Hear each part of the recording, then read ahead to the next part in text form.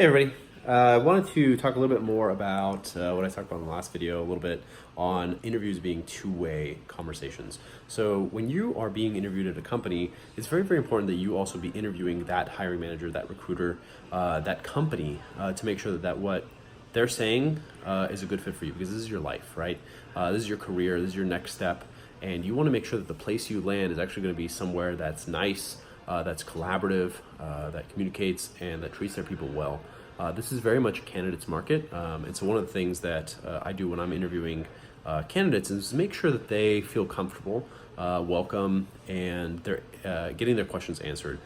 They need to be evaluating us as interviewers just as much as we're interviewing the candidates as well. And so what are some ways that you can decide if a company is worth you taking that next step and joining them? Because remember, this should be a two-way fit.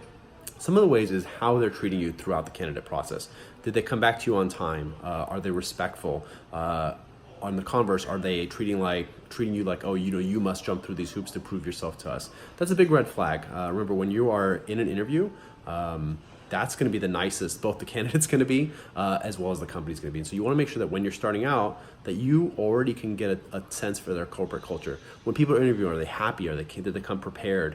Did they show interest in you? Or on the converse of that, are they only asking you questions in like a grilling type format? That's a huge red flag. One of the ways that I build a good culture here, and my peers as well, obviously, is that we try to respect the candidate always. Even if it's not a fit, we want to make sure everybody leaves with a good experience and a good impression.